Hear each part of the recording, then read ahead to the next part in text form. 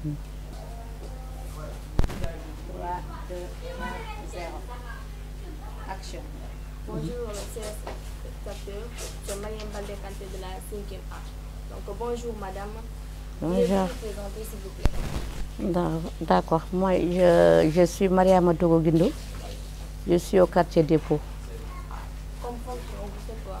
Donc, j'ai fait la couture et la récupération aussi. La récupération des chassés plastiques. Donc, nous avons quelques questions à vous poser. Ouais. Quelles sont les nuisances liées aux déchets près de chez vous? C'est une bonne question, hein? Mais on remarque aussi que les chassés plastiques font beaucoup de dégâts chez les animaux et dans la nature aussi. Ouais. Notre deuxième question est, quel est l'impact sur l'environnement, sur l'homme? Donc, dans l'environnement, surtout dans un champ qui a beaucoup de plastique, ce sera difficile d'avoir une bonne récolte, une bonne culture. Donc, pour les personnes et les animaux aussi, ce n'est pas une bonne chose. Quand les animaux en prennent beaucoup, ils risquent de mourir. Ouais. Notre troisième question est, quel est le problème particulier avec les déchets plastiques? Donc, on constate qu'il y a beaucoup de chassés plastiques dans les rues, dans les maisons, un peu partout. Donc, nous avons un rôle à faire concernant les chassés plastiques pour les éliminer. Donc, en faisant la récupération, ce sera une bonne chose aussi. Quels sont les problèmes que vous posent les déchets? Beaucoup de problèmes. Je l'ai dit tantôt. Quand un champ a beaucoup de chassés, c'est difficile d'avoir une bonne récolte. Pour les animaux aussi, c'est pareil. Les animaux en prennent beaucoup, ils peuvent mourir. Ils peuvent mourir. Que faites-vous personnellement pour lutter contre ce déchet? Moi, je fais la récupération, je fais la couture, mais en même temps, je fais la récupération des chassés plastiques. Que sont les objets, je les recycle. Donc, il y a beaucoup d'objets qui sont là. Ouais.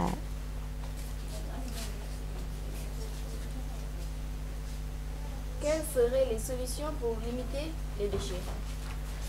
Donc, d'une part, d'éliminer les chassés plastiques, que les usines n'en fassent pas. Élimination des chassés plastiques dans la fabrication, dans les usines aussi, il faut les éliminer. En faisant aussi la récupération dans les maisons, on récupère les chassés et en faisant la récupération, en faisant des sacs, des pochettes qui seront bons à voir. Ouais. Est-ce que vous pouvez nous faire un peu de démonstration de ce que vous faites avec les plastiques? D'accord. Donc, vous voyez, ça, c'est un chassé. Ça, c'est un chassé. Donc, il y a beaucoup de façons. Il y a des petits chassés qu'on met de l'eau. Là, on peut mettre du riz ou bien des arachides ou bien autre chose aussi. Donc, là, il y a les poignets qu'on enlève et le fond aussi. Donc, pour commencer, on enlève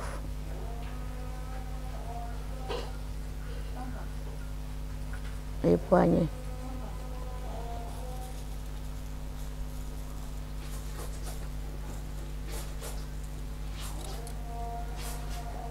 Et le fond aussi.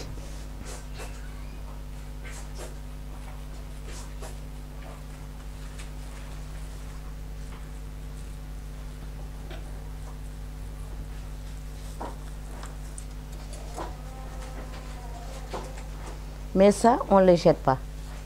Après, on les récupère.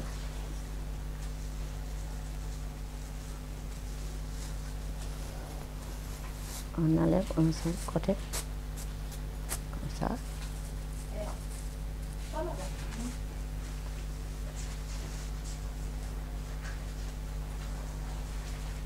On plie.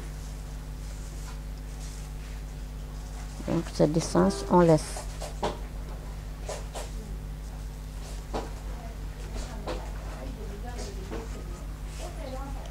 On passe au découpage.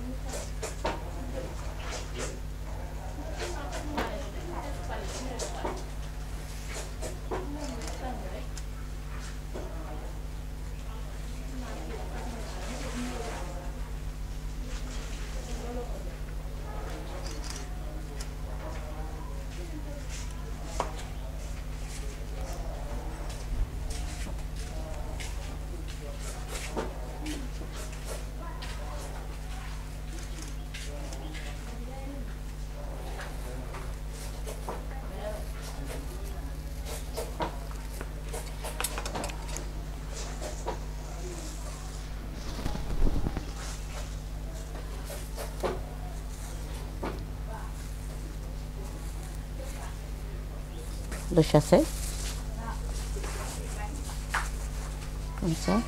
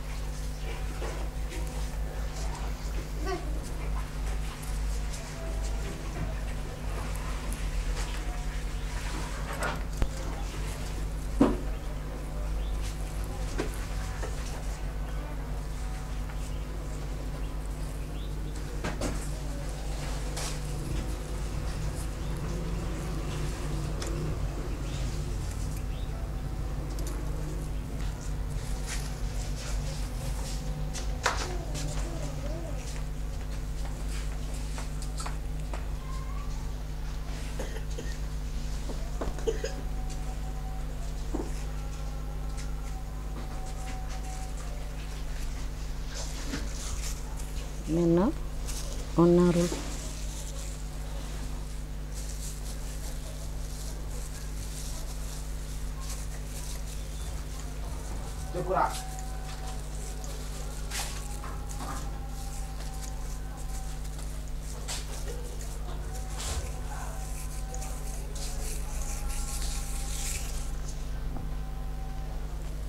Ok, on enroule pour que ça ne se défait pas.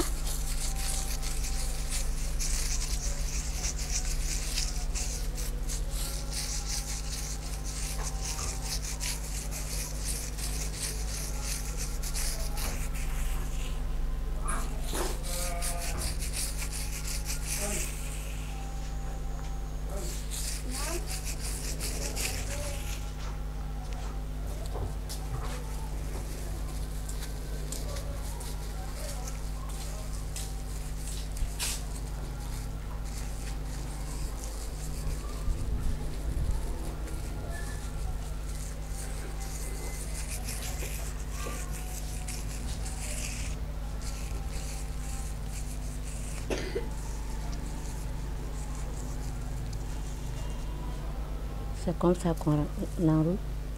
Le chasse est fini. C'est déjà coupé. Donc, la deuxième partie, c'est le travail. Donc, il nous faut une aiguille, un crochet.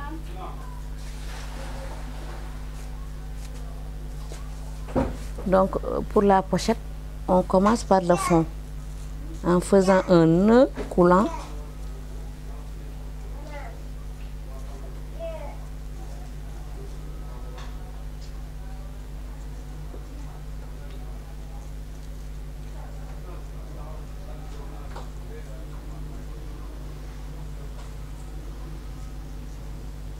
Comme ça. 2, 3, 4. Donc on ferme le nœud. On ferme le nœud et puis on passe au crochet en faisant des mailles serrées remplies.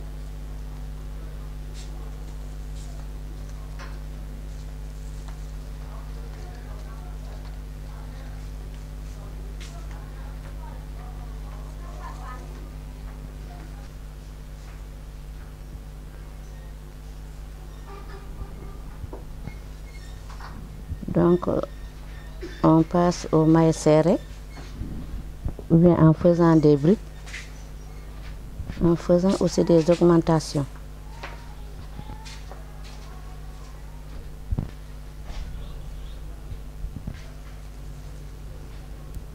Comme ça.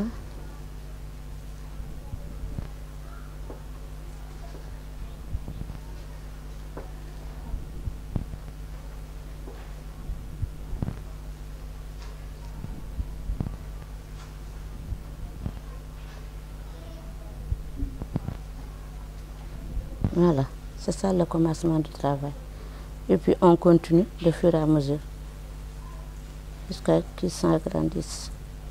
Ça te prend combien de temps pour faire Peut-être une pochette, peut-être, ça dépend de la rapidité de la personne.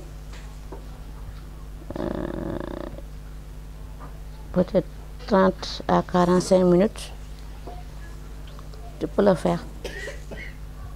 Suivant la taille de l'objet aussi.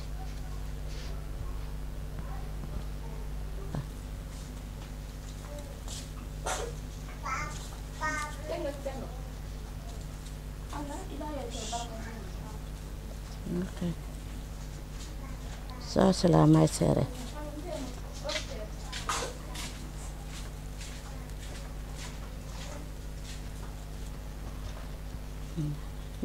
De fur et à mesure qu'on tourne, on fait des augmentations pour que ça s'agrandisse.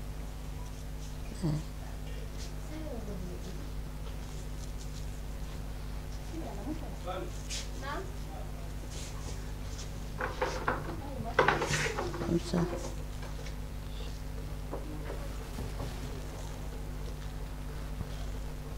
La finition.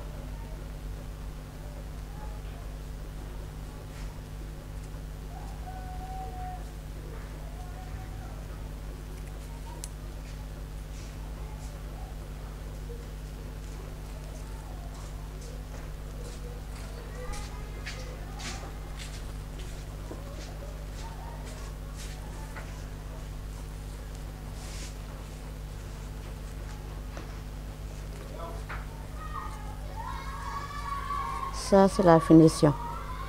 Ouais.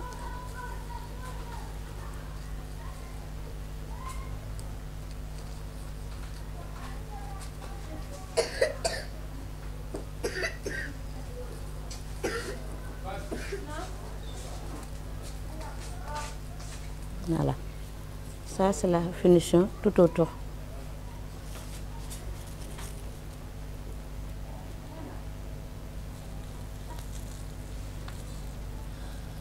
Et qu'est-ce qu'on peut mettre dans ce petit sac? De l'argent, des billets, des pièces. On peut y mettre beaucoup d'argent aussi et des billets. Et des billets. Voilà. Ouais. Maintenant, est-ce qu'il y a d'autres produits que tu as fait avec les sachets? Oui. On peut les voir en un? Oui.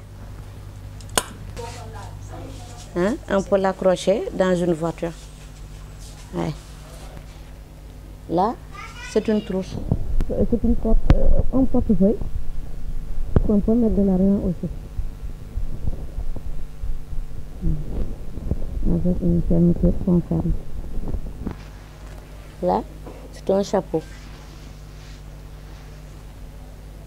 Là, ce sont des pochettes. Pareil, différentes couleurs.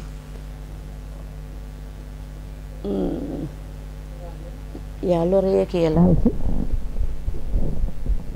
L'oreiller avec des différentes couleurs. Il y a les bouteilles qui sont là aussi. Ce sont des bouteilles. Donc, différentes couleurs. Ça, ce sont des sacs. C'est une trousse. On peut mettre des crayons, des bics, des tailles.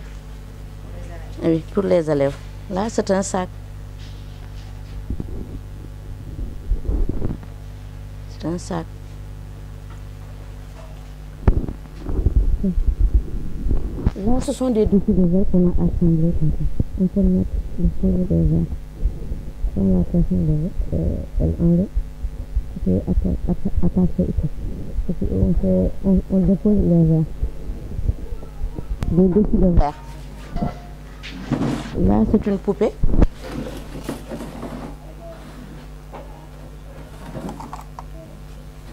Ça existe en grand format aussi? Ça se trouve dans l'autre sac. Là, c'est un canard aussi. Il y a des canards qui sont là. Ouais.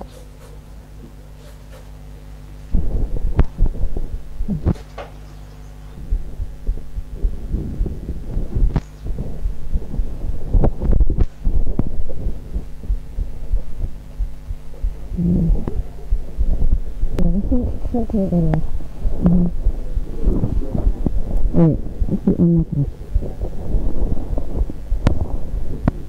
On accroche.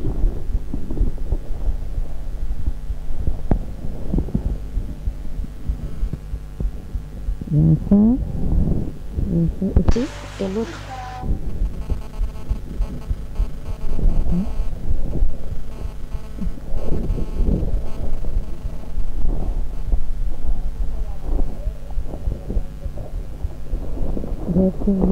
Non, mais il y avait des tas, oui. Et puis des nappes de table, des petits... C'est beaucoup, hein? C'est beaucoup, on en fait beaucoup. Il y a des échantillons. Oui, oui, oui. Il y a d'autres produits qu'on peut faire avec les sachets. Voilà, d'autres produits. C'est beaucoup de produits, là. Ouais. Applaudissez à Tata. Merci beaucoup, merci. Les chasseurs, non. Là, c'est pas bon. Donc, on doit récupérer les chassés en faisant le recyclage. Ça, quand tu mets dans ta chambre, c'est vraiment bien. Avec les balles aussi, c'est bien pour les enfants et les trousses aussi. Ouais. Ouais. Donc, vous avez compris. Ne lancez plus les sachets dans les rues. Non. Récupérer, nettoyer et donner à Tata. Voilà. C'est ça. Et, voilà, on en vend. Ces produits finis, on en vend. Des fois, il y a des gens qui viennent pour voir ce que nous sommes en train de faire. C'est tout ça. Il y a des étrangers qui viennent aussi pour voir la récupération. Il fut des temps, vous aviez un centre de formation. Et pourquoi vous avez arrêté? J'ai beaucoup d'activités, mais jusqu'à présent, j'ai des élèves qui le font, qui font la récupération. Ouais. Ouais. Et quelles sont les difficultés que vous avez rencontrées? Donc ici, ceux qui viennent ici, ce sont les étrangers en plus. Ils viennent de l'Europe ou bien d'autres pays. Ils viennent voir ce que je suis en train de faire. Mais à Tamba, ça ne marche pas beaucoup. Mais j'ai fait des formations aussi avec des femmes. Oui, j'ai fait la formation. Vous formez seulement que les femmes? En général, ce sont les femmes qui font le crochet. Et si les hommes aussi en veulent, ce sera bien. D'accord. Et si c'est les élèves qui en demandent? On peut le faire. D'accord. On va essayer de voir ce qu'on peut faire avec. D'accord, d'accord. D'accord.